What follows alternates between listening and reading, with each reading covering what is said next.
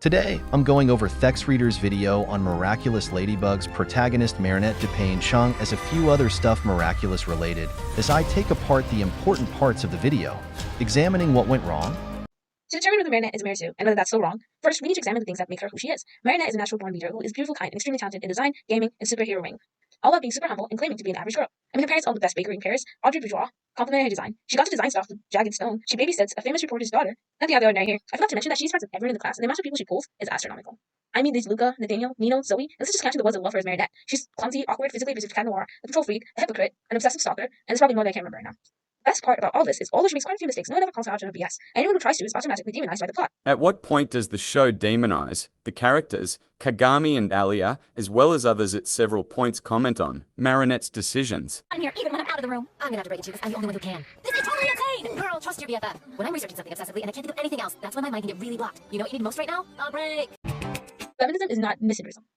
I think this is something Thomas needs to hear. Feminists want equality, or is it equity? Well, misandrists want the roles to be reversed. Anyway, this guy believes that by making cat noir stupid, weak, and useless, he is in fact a feminist icon because, it's impossible for women to be better than men unless the men are absolute morons. The idiocracy is going to give me high blood pressure. This point is honestly pretty baseless considering cat noir has been shown time and time again to be a valuable asset more times than I can count in each Akuma battle alongside Ladybug throughout the course of the series, generally playing an active role in most of their defeats. So to write him off as some incompetent fool the writers wanted to beat down is just wrong on so many levels.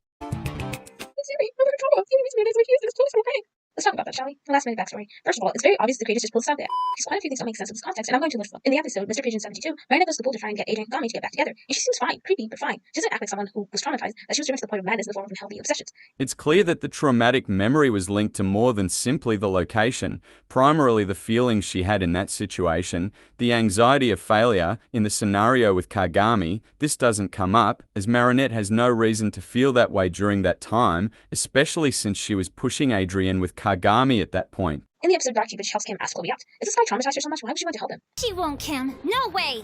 Don't hold back, Kim. Go for it! No regrets! Operation Valentine.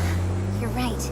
It's time I told him. Say what? I'm gonna do it. I'm gonna tell Adrian my true feelings. Well, I'm gonna write them on a card, that is. Yeah! Operation Valentine! We've seen that Chloe mostly specializes in stupid pranks and snide remarks. She's a high school bully, not a Korean high school bully. What she does with those spiders could be classified as attempted murder. I don't think it's really believable that she would do that, considering she's shown no hints prior to this of pulling life-threatening pranks on people. Chloe's main bread and butter is normally psychological. This line of behavior was 3 years ago, but still, nevertheless, endangering the lives of others isn't uncommon from the actions Chloe commits in the present day. What was that?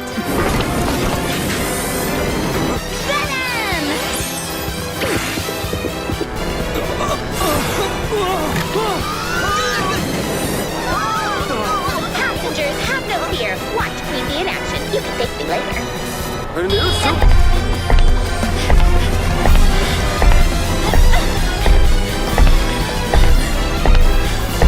If you want to be my sister, if you really want to be like me, then I'm not the one you should crush.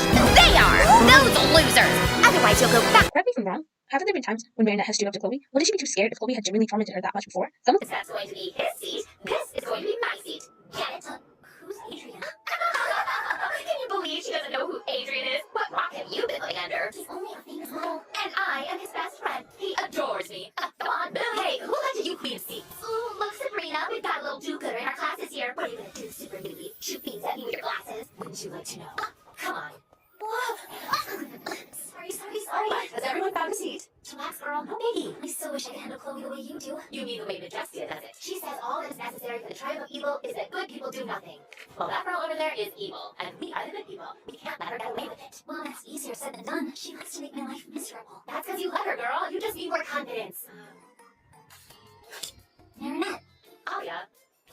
For those of you who don't yet know me, I'm Luca, she liked him, and we never once saw her act like a psycho when she liked him. She was a normal teenage girl with a crush. If she got For this section, honestly, I'll be referring to Cartoon Hotspot's video on Marinette to help further illustrate the differences at play. Cat Noir is goofy and silly, just like Kim, so subconsciously she made a decision to stay away from guys like that. It's why she was drawn to Adrian and Luca, because they're the complete opposite of Cat Noir and Kim. And yes, Adrian and Cat Noir are the same person, but for the purpose of this analysis, we have to put ourselves in Marinette's perspective.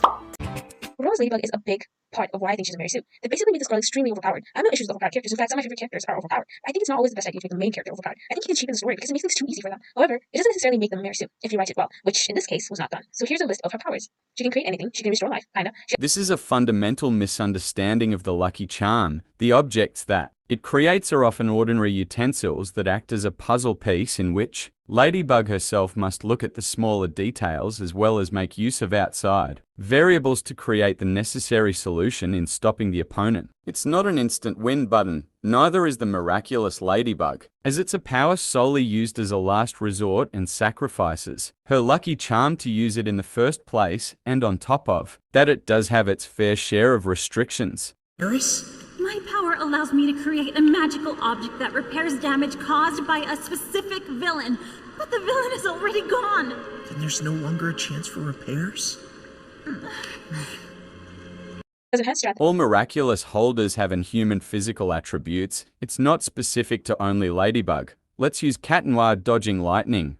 and speed. She can create magical Goma protection charm.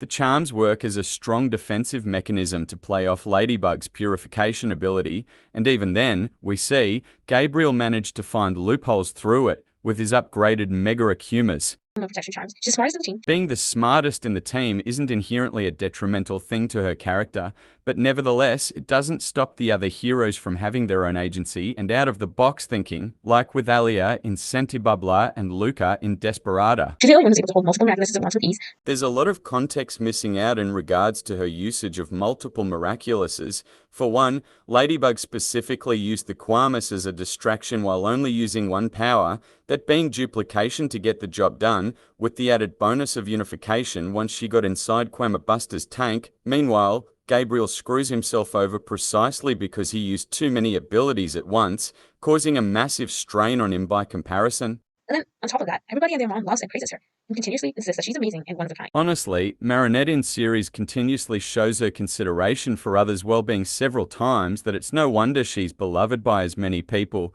Stuff like her encouraging Jaleka to have faith in herself when she believed she caused nothing but bad luck to others, or when she aided Zoe in being herself and not a carbon copy of her sisters or, well, anybody's wants and desires.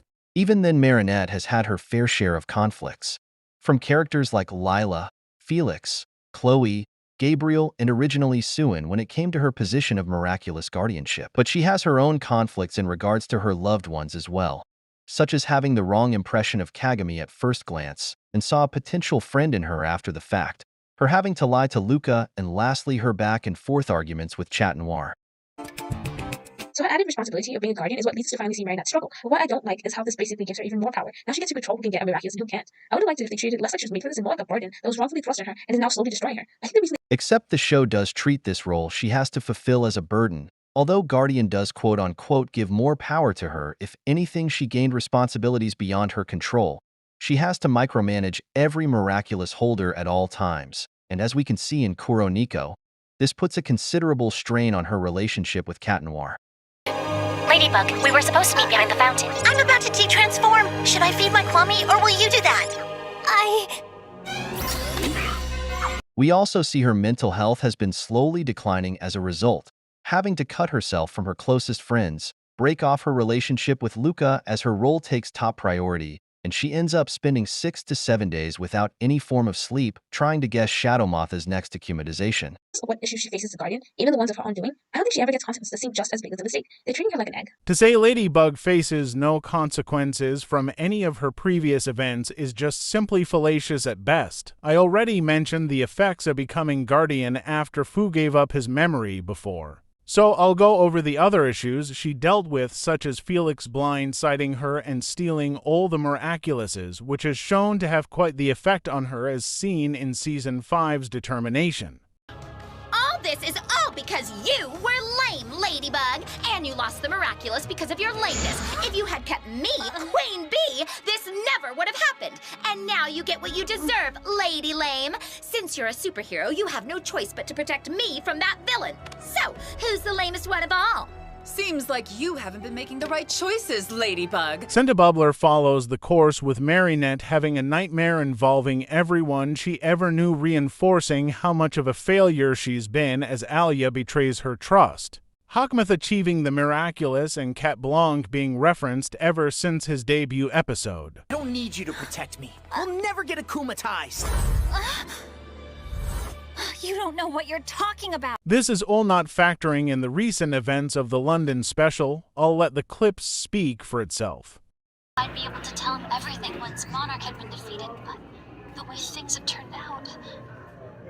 Until I've gotten the Miraculous of the Butterfly back, I can't tell him the truth about his father. To London after this. Should we follow them? It's time to tell the truth. If you do that, you'll go to jail! Isn't the truth worth it? If you tell the truth, Adrian will have no one left. He'll have lost his mom, his dad, you. He will have you. It's not the same. He needs a mother. I'm not his mother. You're the closest thing to a mother he's got. That's why Gabriel Agreste sacrificed himself. It's what finally made him a good father to Adrian. And that's what Adrian should remember. Don't you want to tell Adrian that his father was Monarch? The only thing I can fix is the way Adrian will remember his father. But that would be lying to him. The truth would hurt him so much more. And for what? Nothing will repair what happened. I won't be lying to Adrian. I'll just tell him half of the truth. That his father sacrificed himself so you'd be cured. And there'd be someone left to take care of him. This is the truth Adrian needs to know. We're not supposed to know this. Ladybug knows. Ladybug holds the truth. The whole world will know only what Ladybug will tell it. Her words will be the truth. We've still got to save the future, Chronobug, and that's why we need to track down that mysterious supervillain again. And that honestly concludes this video. I hope I illustrated well enough. This is my first time working on a response type video. Why the issue with these takes in question? Miraculous, while not the pinnacle of fiction, is still a show that means a lot to me, and it's honestly sad to see how many misconstrue certain elements as well as characters to such a degree. In any case, have a nice day and see you all next time.